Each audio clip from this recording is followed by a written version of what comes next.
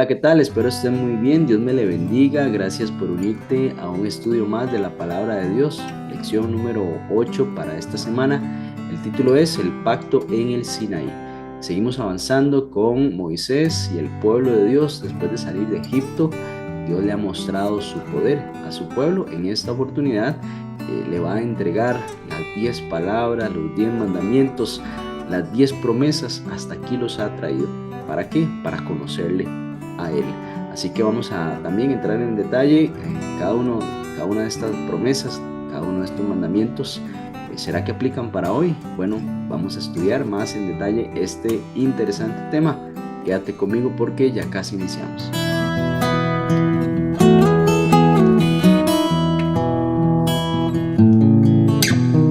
Bien, gracias por acompañarme. Iniciemos con una oración. Señor Dios Santo, Todopoderoso, gracias porque nos permite acercarnos al trono de gracia. Pedimos tu Santo Espíritu, oh Dios, para poder entender lo que tienes para nosotros en esta nueva oportunidad, este nuevo estudio. Bendícenos, acompáñanos, Señor, danos discernimiento, te lo pedimos en Jesús. Amén. Bien, los textos para memorizar de esta semana, Éxodo capítulo 19, versículos 4 al 6. Dice así la palabra de Dios, ahí está en su pantalla. Ustedes vieron lo que hice a los egipcios y cómo los tomé sobre alas de águila y los he traído a mí. Ahora pues, si en verdad escuchan mi voz y guardan mi pacto, ustedes serán mi especial tesoro entre todos los pueblos, porque mía es toda la tierra y ustedes serán mi reino de sacerdotes y gente santa. Hay una pregunta que hace aquí la lección. ¿A dónde llevó Dios a Israel? Bueno, la respuesta inmediata que se nos puede ocurrir es a la Canaán prometida, a la tierra prometida. Sin embargo, la escritura enfatiza otra verdad que es más profunda. ¿Cuál era la verdadera intención de Dios? No era llevar al pueblo necesariamente a una tierra así, donde podían disfrutar de muchas bendiciones, ya no estar esclavos en Egipto, pero realmente Él los quería llevar a sí mismo, a que lo conocieran a Él. Este objetivo del éxodo entonces no era solo un aspecto geográfico, mover un pueblo que estaba siendo esclavo, liberarlo y ponerlo en otro lugar, sino tener una relación, sino buscar establecer algo relacional y por supuesto de índole espiritual, que conozcan y adoren a Dios en espíritu y en verdad. Vemos cómo Israel fue liberado, pues, no solo de la esclavitud física, de ese yugo que bien ellos mismos clamaban a Dios para que lo liberara en su momento, sino también para entrar en una comunión con el Dios vivo, con el Dios en el cual tenía el poder no solo de libertarlos, sino de transformar sus vidas, transformar sus corazones y mostrarles quién era el Dios de sus antepasados, el Dios de Abraham, de Isaac y de Jacob. Así pues, Israel no solo fue liberado de esa esclavitud física, sino también para entrar en una comunión con el Dios vivo. Dios quería mostrárseles, que lo conocieran y entonces que eso impactara la vida de cada uno de ellos y así pues dar a conocer a Dios a las otras naciones. Vemos entonces cómo Dios siempre tiene una intención de darse a conocer a los seres humanos, a pesar inclusive después de una relación rota. Eso lo vimos en el jardín del Edén cuando, bueno, esta pareja se alejó de Dios por haber pecado, dice la palabra, dice la escritura en Génesis capítulo 3, que ellos se escondieron. Dios dio el primer paso preguntándole, ¿dónde están? ¿Qué se han hecho? ¿Por dónde están? Dios sabía a dónde estaban ellos. Sin embargo, vemos aquí esa necesidad de Dios de acercarse al ser humano para poder restaurar esa relación rota. Vemos que esta iniciativa entonces revela que Dios siempre busca restaurar nuestra relación con Él. Así también cuando Él liberó al pueblo de Israel, también buscaba restaurar una relación que en algún momento había tenido con Abraham, con Isaac y con Jacob y ahora quería restaurarla también con ellos. Era una relación que ya tenía con Moisés. También entendemos cómo este pueblo estaba cansado, estaba agobiado por esa situación de esclavitud que tuvieron por mucho tiempo. Estaban cansados. De igual forma, Dios les llamó, vengan a mí ustedes que están cansados. Por eso Dios dice que los atrajo hacia Él. Ellos eran un pueblo agobiado que necesitaba la liberación. Bueno, también hoy Cristo a nosotros nos dice, vengan a mí todos los que están fatigados y cansados, porque entonces yo les voy a dar descanso. Notan ese paralelo entre la liberación del pueblo de Dios, estando ahí en Egipto, esclavos, cansados, agobiados, sufriendo con desesperanza. Dios los saca de allí para que descansen, para que reposen, para que lo alaben a Él, para que lo adoren. Y así pues obtener ese descanso para el alma. Así pues en Cristo nosotros podemos obtener ese descanso para el alma. Cristo definitivamente al acercarnos a Él podemos poner nuestras cargas en Él y obtener ese descanso que no lo da aquí pues nada terrenal. Este descanso prometido que Dios también nos da a nosotros no está en un lugar ni una circunstancia externa, ¿no? O sea, no se trata de movernos de un lugar a otro, sino en la persona de Cristo. Cuando conocemos a Cristo, podemos obtener ese descanso para nuestras almas. Y ahora nuestra vida cristiana no se trata meramente de alcanzar una tierra prometida, no debe ser nuestro único objetivo, cosas materiales, éxito personal o quizás hasta seguridad, ¿no? Sino más bien de vivir en una comunión diaria con Dios. Básicamente ese es el enfoque de la salvación. A partir de ser salvados, bueno, debemos de buscar tener una relación cercana con quien fue nuestro Salvador. Hoy a nosotros también Dios nos llama. ¿Dónde estás? ¿Qué te hiciste? Te estoy buscando, te estoy esperando. ¿Por qué? Porque Dios siempre busca restaurar relaciones. También hoy nos invita, vengan a mí, todos los que están cansados y cargados, porque van a hallar reposo, van a hallar descanso si vienen hacia mí.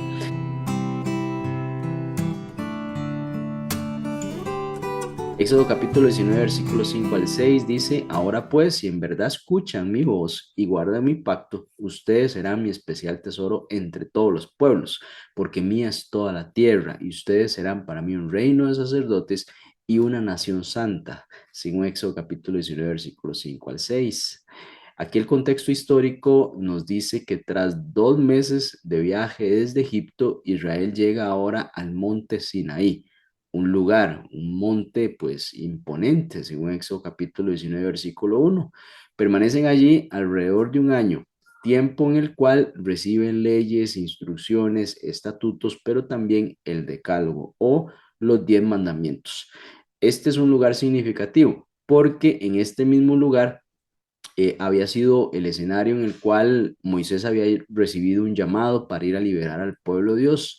Más tarde también sería el lugar en el cual Elías tiene un encuentro con Dios, según Primera de Reyes capítulo 19, versículo 8. Y hay un momento clave, porque el Sinaí es la pieza central, en este caso del Pentateuco, porque allí Israel deja de ser un grupo de esclavos que han sido liberados y comienzan a ser la nación del pacto, el pueblo elegido por Dios.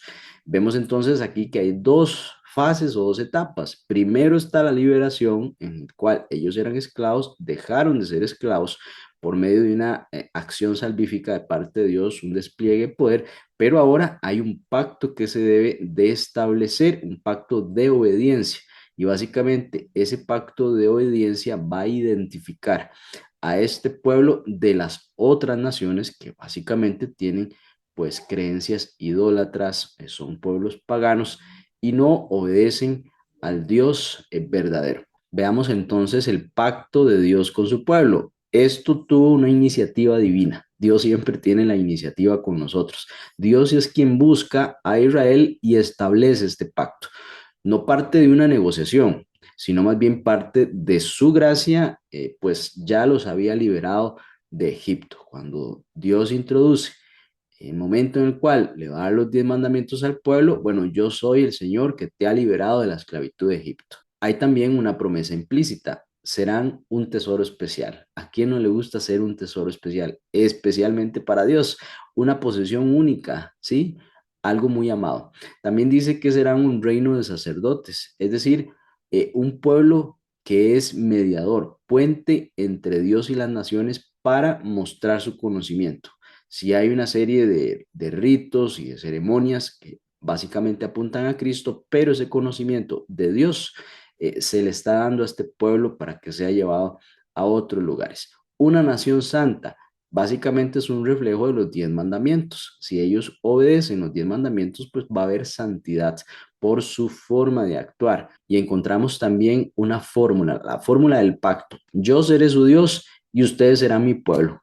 Esto lo encontramos en muchas referencias bíblicas, muchos textos bíblicos, Éxodo capítulo 6, versículo 7, Levítico 26, 12, Jeremías 31, 33, Hebreos capítulo 8, versículo 10, Apocalipsis versículo 21, versículo 3. Esto es lo que Dios quiere hacer con usted y conmigo, ser nuestro Dios y nosotros su pueblo, su tesoro más preciado. Bien, ¿qué privilegios podemos tener por ser ese tesoro especial de Dios? Definitivamente pueden haber muchos privilegios, ¿verdad? Vamos a citar algunos, al menos cuatro. Una identidad única.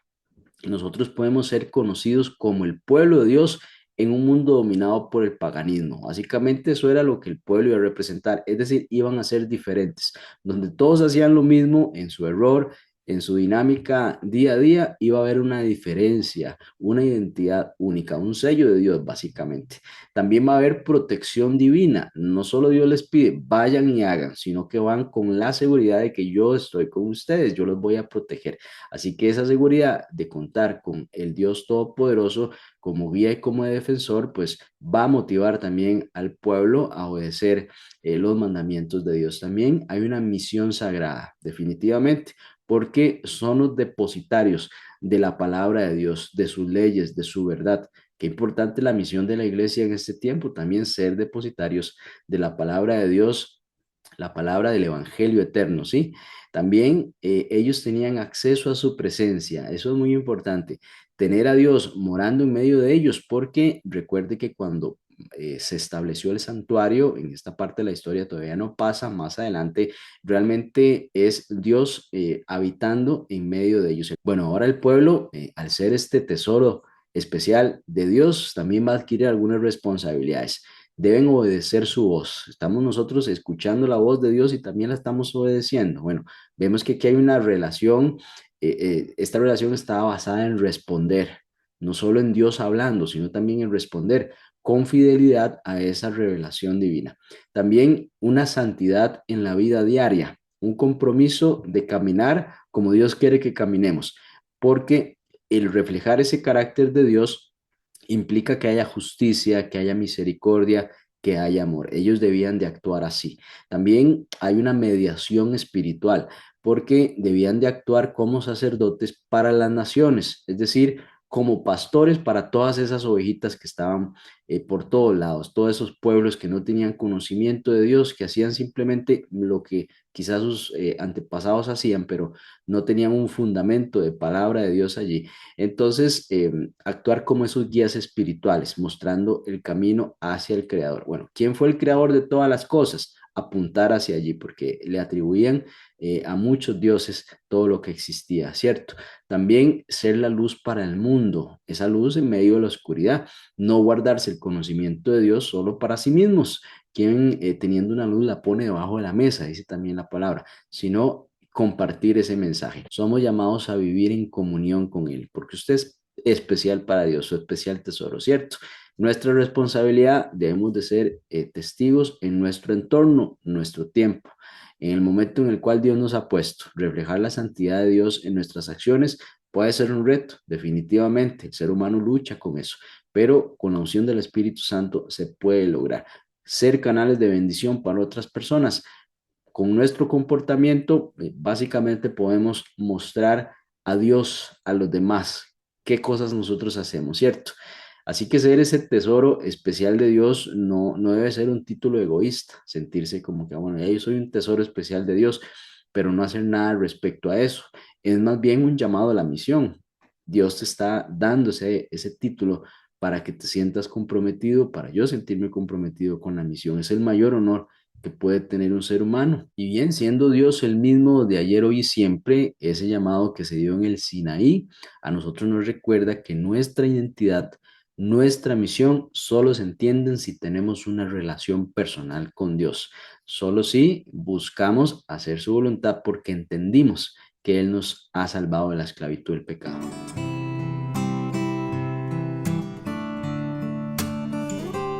Moisés sacó del campamento al pueblo para recibir a Dios. Así empieza Éxodo capítulo 19, versículo 17. Y se detuvieron al pie del monte.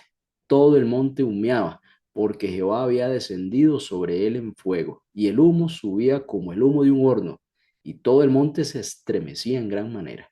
Piense usted en esa escena impactante para simples seres humanos. Aquí pues Moisés buscó preparar a este pueblo. Hubo un pedido de parte de Dios para recibir los 10 mandamientos. Vemos también que hay una preparación en el versículo 10 al 15 del capítulo 19. Dios instruyó a Israel a lavar sus vestidos, a apartarse de la impureza, a consagrarse, y eso durante 3 días. Esta limpieza, parecer externa, también era un símbolo de la pureza del corazón y también una disposición interior para encontrarse con Dios. Lo que iba a suceder no era poca cosa. Dios se iba a revelar en el entendido de mostrar su carácter. Dios se les iba a revelar basado en la entrega de los 10 mandamientos a este pueblo. El pueblo entonces debía comprender que la revelación de la ley no iba a ser un evento humano, sino más bien un encuentro con la santidad divina. Es importante buscar consagrarse, limpiar nuestra mente, nuestro ser, porque teníamos un encuentro muy importante con Dios. Así pues, el mismo Dios se lo manifestó a su pueblo. Debían de prepararse, debían lavar sus vestidos, apartarse de la impureza y también consagrarse, pues iba a haber una manifestación de la gloria de Dios. Así que esta entrega del decálogo fue acompañado, como leímos anteriormente, truenos, relámpagos, trompetas, una nube espesa y también un temblor en el monte, según los versículos 16 al 19. Estos eventos pues no fueron meramente un espectáculo por el cual Dios estaba manifestando, sino una forma de subrayar la majestad y también la santidad de Dios. Estaba manifestando ahí Dios para que ellos entendieran que es un Dios santo, que deben de respetar y que además, pues ese poder también los iba a acompañar en protección cuando tuviesen que enfrentar retos con otros pueblos. Hay un mensaje claro. La ley también podemos determinar que no son palabras de hombres. Lo que estaba sucediendo allí no era una persona únicamente hablando, sino era palabra viva del Dios vivo.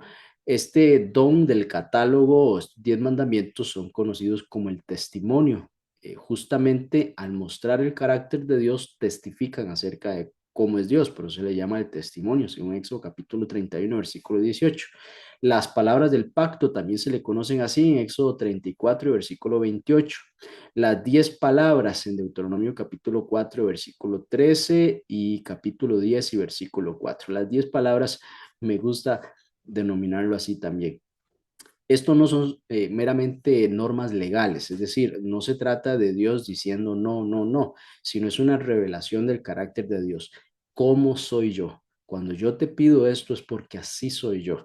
Eso refleja mi carácter. Cuando leemos y estudiamos la ley de Dios, meditamos en el carácter de Dios. Estos fueron pronunciados directamente por Dios y escritos por su propio dedo. Piense usted que eso es algo importante para que Dios escribiese eso con su propio dedo es porque era realmente algo que quería transmitirnos y pues como acabamos de mencionar es porque reflejan su carácter. ¿Qué me interesa siendo Dios que el ser humano conozca de mí? Esto para dejar claro también que su origen es divino y que también su origen es eterno. Bien, vemos también cómo el amor es una esencia de la ley, básicamente. El amor como esencia de la ley, el apóstol Pablo procuró mostrarlo así para que fuese entendido el carácter de Dios. En Romanos capítulo 13, ahí usted puede leer del versículo 8 al 10, Pablo afirma que la ley se resume en el amor y Dios es amor, así que al Dios manifestar su carácter, pues es una esencia del amor de Dios. Estos primeros 4 mandamientos en los cuales la ley de Dios manifiesta cómo amar a Dios, cómo comportarnos ante Dios, cómo debemos de ver a Dios en nuestra relación personal, quitar otros dioses, quitar la idolatría, no usar el nombre de Dios en vano, santificar el día séptimo, el día de reposo, porque es un día santo, especial. Y los últimos 6 mandamientos nos enseñan cómo amar al prójimo, cómo debemos de comportarnos con la persona más cercana a nosotros, cómo debemos honrar a nuestros padres, no debemos de matar, adulterar, no debemos robar, tampoco mentir ni codiciar. Vemos que el amor básicamente es un principio unificador. Dios es amor, primera Juan capítulo 4 versículo 16, y también su ley muestra como una expresión práctica de cómo ese amor se vive en la relación, tanto con Dios como con los demás. Es decir, la declaración de la ley básicamente es un manual divino de cómo nosotros debemos de relacionarnos, tanto con Dios como con las demás personas. También es importante entender que así como Israel se preparó para oír la voz de Dios, una indicación básicamente de consagración, nosotros debemos de preparar el corazón para recibir y obedecer su palabra. Debemos de ser humildes. Básicamente, el poder recibir la palabra de Dios está sintetizado en la humildad y la disposición del corazón de recibir palabra de Dios. Si nuestro corazón es orgulloso o nos cerramos al estudio de la palabra de Dios, pues no habrá impacto porque yo he buscado que ese impacto no se dé.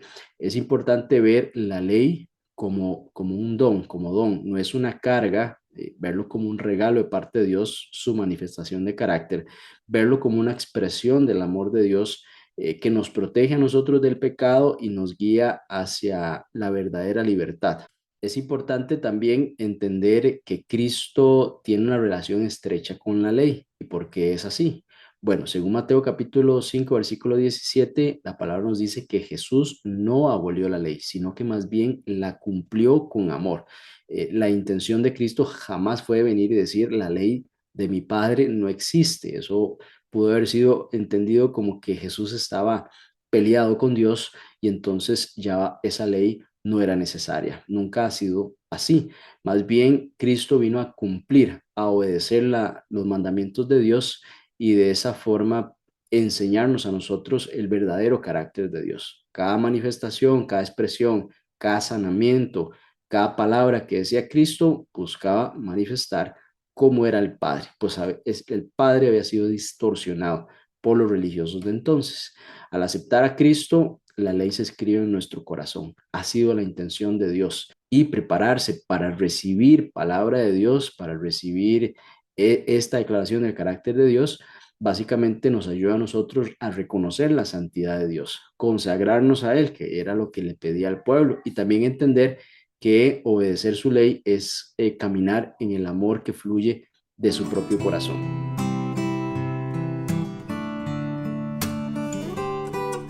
Éxodo capítulo 20, versículo 2 dice, yo soy el Señor tu Dios que te saqué de la tierra de Egipto, de casa de servidumbre, es decir, de esclavitud, de pecado. En el Decálogo vemos que la declaración de Dios comienza con gracia. Antes de dar los mandamientos, Dios recuerda su acto de liberación. Yo te saqué de Egipto, según el versículo 2. Así que la obediencia nunca es el camino hacia la salvación, sino una respuesta de gratitud a esa salvación, porque ya la hemos recibido. Vemos como el orden divino aquí es claro, gracia primero y obediencia después. Básicamente la forma en la que Dios nos instruye a nosotros es el plan de salvación. La palabra clave aquí entendemos como amor, palabra que resume la ley básicamente en Romanos capítulo 13, versículo 10. La ley de Dios es la manifestación de su amor. Jesús mismo enseñó que el mayor mandamiento es amar a Dios con todo su corazón, con todo nuestro corazón y también amar al prójimo como a nosotros mismos. Hay varias declaraciones en el Antiguo Testamento y también en el Nuevo Testamento. Así entonces el decálogo es una explicación práctica del amor. ¿Cómo podemos llevar nosotros el amor a la práctica? Bueno, si practicamos los 10 mandamientos básicamente en respuesta a la salvación y entendiendo ese plan de amor de Dios para la humanidad, entonces llevamos a la práctica esta enseñanza. Y la organización del decálogo, esos 10 mandamientos, quizá usted ya se lo sabe, vamos a repasar en este espacio. No vamos a tener otros dioses ajenos delante de Dios, pues eso significa darle a Dios el primer lugar en todo, ¿cierto? Estamos dándole el primer lugar a Dios, es una pregunta que debemos de hacernos cada uno de nosotros. No debemos de hacernos una imagen, no debemos de sustituir a Dios por ídolos visibles o invisibles, reducir a Dios a una imagen, una escultura, siendo Dios todopoderoso. pues aquí claramente Dios nos pide no hacerlo. Tampoco debemos de tomar el nombre de Dios en vano. Yo como cristiano, como hijo de Dios, llevo el nombre de Dios. Debo de considerar eso en mis acciones. Debo respetar su carácter, la reputación de Dios. Mostrar a Dios como realmente es y no distorsionarlo como lo hacían en el tiempo de Cristo. Acordarnos del día sábado, el día séptimo, es honrar un tiempo santo, un tiempo de comunión y de adoración especial para nuestro Dios, el cual Dios se ha reservado, ¿sí? También, bueno, en esos primeros 4 mandamientos, ahí está nuestra relación con Dios, una relación vertical, comunión personal con Dios básicamente. También un amor manifestado de forma horizontal hacia nuestro prójimo. Los últimos 6 mandamientos, debemos honrar a nuestros padres, debemos de considerar a nuestros padres en respeto. Muchas veces han fallado, debemos de mantener esa honra y evidentemente pues obedecer a Dios antes que a los hombres, pero sí debemos de honrar a nuestros papás, respeto a la familia como una base de la sociedad, pues eso se ha venido distorsionando. Mucha culpa sí han tenido padres y madres que han descuidado sus deberes, sí. Sin embargo, como hijos debemos honrarlos. No debemos de matar el respeto por la vida. Eso significa también no odiar a nuestro hermano. Hasta ahí trasciende cometer adulterio. Es algo común. Bueno, no debemos de cometer adulterio. Es un respeto por el matrimonio y también la fidelidad. Un pacto que hemos hecho en ese compromiso que se asumió en algún momento. No debemos robar. Esto es importante, el respeto a la propiedad ajena. Todos pues recibimos el fruto de nuestro trabajo, debemos de respetar el fruto del trabajo de las demás personas, no dar falso testimonio. Esto era muy importante en el tiempo de antes, en este contexto, porque si alguien declaraba en contra de alguien y eso era mentira, esa persona podría morir, porque las penas antes se reflejaban a niveles de este tipo. Así que un falso testimonio eh, casi que involucraba homicidio, porque se daba un testimonio que no era cierto. Bueno, esto trasciende también a la mentira, a buscar siempre, pues, mantenerse en la verdad. No codiciar, respeto por uno mismo y por ese interior contra el egoísmo. Este pecado pues definitivamente surge en el corazón, codiciar, y eso lleva a muchas cosas más, lleva a la infracción de los demás porque el codiciar nos lleva a hacer cosas que pues pueden estar en contra de la ley de Dios. Y la codicia también fue ese pecado allá en el cielo, porque dice que Lucifer codició el trono de Dios y por ahí se desató todo lo que conocemos. Bueno, Cristo y la ley es un elemento importante a estudiar. Jesús dijo, si me aman, guarden mis mandamientos.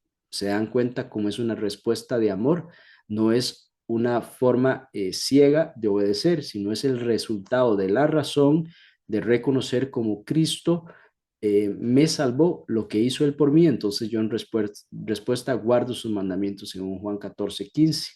Esta obediencia entonces es fruto de ese amor a Cristo, no de una obligación legalista, porque eso termina una carga pesada y después ya no queremos saber nada de la religión, porque quisimos justificarnos por nuestras obras, por nuestro ser, por nuestro hacer, y pues en algún momento nosotros vamos a fallar y eso pues más bien se convierte en condenación.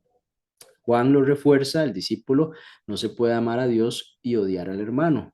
Quiere decir que el poder guardar la ley es algo integral. Como decimos, amar a Dios y odiamos a nuestro hermano, eso no tiene sentido espiritual, teológico, de la enseñanza del ser de Dios, de lo que Cristo enseñó. Debemos de emparejar esas dos situaciones, ¿verdad? Porque de pronto Dios, religión, y nos olvidamos de nuestro prójimo. ¿Qué pasa allí? Pues estamos en una condición que no estamos evaluando las cosas como son.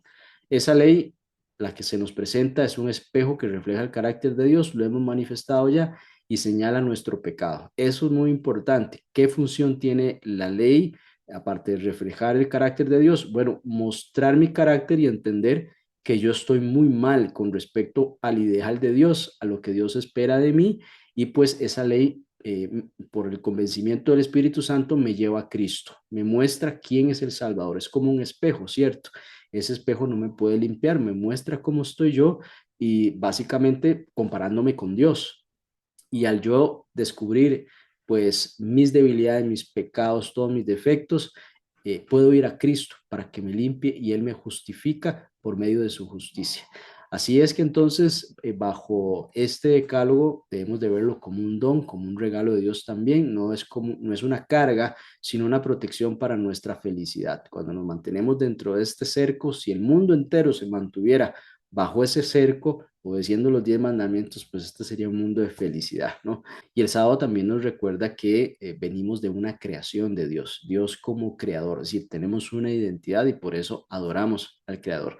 También obedecer los mandamientos es la manera práctica de vivir el amor de Dios tanto hacia la oración de Él como hacia afuera, que eso se traduce también en servicio. Recuerde que amor significa dar, entregar. Dios da. La esencia de Dios, siendo Dios amor, es entregar. Si Dios no fuese amor, no entregaría a su Hijo único para salvarnos. Así que también nosotros, en respuesta de el amor de Dios, pues damos, servimos, ¿sí?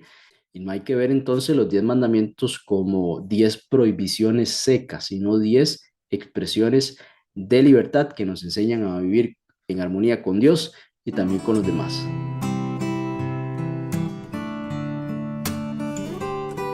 Bueno, analicemos algunas funciones y características de la ley de Dios. La ley revela el carácter de Dios, como lo hemos mencionado. En Romanos capítulo 7, versículo 12 dice que la ley es santa y el mandamiento santo, justo y bueno.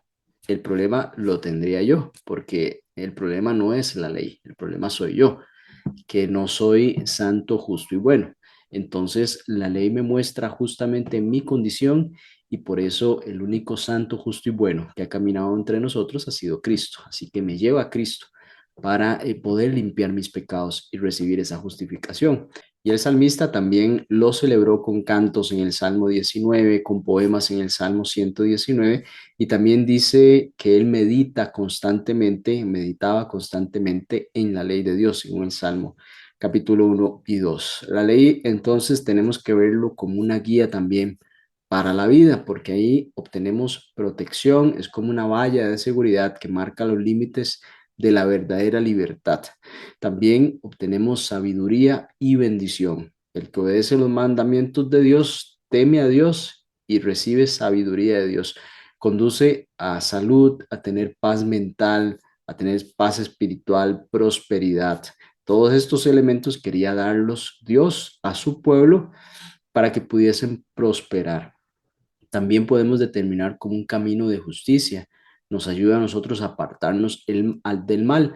La ley nos muestra dónde está el mal. Así que al decidir no hacer eso, pues entonces nos apartamos del mal y caminamos en justicia. También vivimos en armonía con la voluntad divina. Si deseamos no tener problemas con nuestro prójimo, bueno, justamente empezamos nosotros desde nuestro lado a acatar la ley de Dios relacionada a cómo debemos de comportarnos con los demás. También, como mencionamos anteriormente, la ley podemos verlo como un espejo. Santiago capítulo 1, versículo 23 al 25 compara así la ley. El espejo refleja entonces nuestros defectos, pero tenemos la incapacidad que no podemos quitarlos porque necesitamos agua y jabón y nosotros no podemos proporcionar ese tipo de agua, ese tipo de jabón.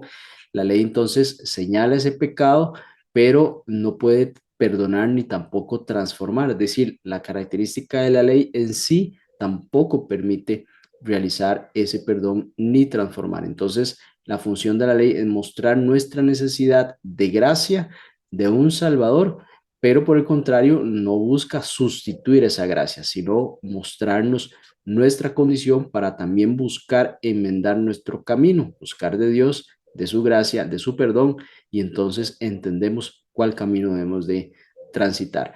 La ley también está asociada al Evangelio. Pablo declara y yo no hubiera conocido el pecado sino por medio de la ley, Romanos 7:7. ¿Cómo sé yo que es pecado? Bueno, la ley lo muestra. No debemos hacer esto o lo otro. Bueno, ¿cómo sé yo entonces qué debo hacer o no? La ley me muestra eso también. El Espíritu de Dios también trabaja en mi corazón para, pues, atender cosas que de pronto yo podría omitirlas. Es decir, el que sabe hacer lo bueno y no lo hace también es pecado. Debo de buscar una línea siempre de hacer el bien. La ley no salva, eso lo tenemos claro en este estudio, pero sí nos muestra que necesitamos a un Salvador. La ley no tiene la salvación en sí, más bien me muestra mi problema, me lleva y me conduce a Cristo que sí puede salvarme de mis pecados. Gálatas capítulo 3 versículo 24 describe a la ley como un tutor eh, que nos conduce a Cristo, un guía, un maestro que nos lleva hasta Cristo. Así que ahora en Cristo el pecador encuentra perdón, según 1 Juan capítulo 1, versículos 7 al 9, y también una transformación, según 2 Corintios capítulo 5 y versículo 17. Hay un error que algunos hermanos cristianos han caído y hasta inclusive lo enseñan, el error de abolir la ley. Algunos entonces argumentan que nosotros somos salvos por gracia y que la ley fue abolida. Esto parcialmente es cierto, somos salvos por gracia, pero la ley no fue abolida. La Biblia nos muestra que la ley siempre está en una relación positiva con el Evangelio. ¿Qué quiere decir esto? Bueno, Jesús dijo que no vino a abolir la ley, sino a cumplirla, según Mateo capítulo 5. Entonces aquí vemos una declaración explícita de Cristo que la ley está vigente, que Él no vino a abolirla, sino más bien a cumplirla, inclusive que no se debe cambiar ni una jota ni una tilde, ¿cierto? De la ley de Dios. Así que el amor a Dios se expresa en guardar sus mandamientos. Precisamente en respuesta a la salvación es que nosotros buscamos guardar los mandamientos de Dios.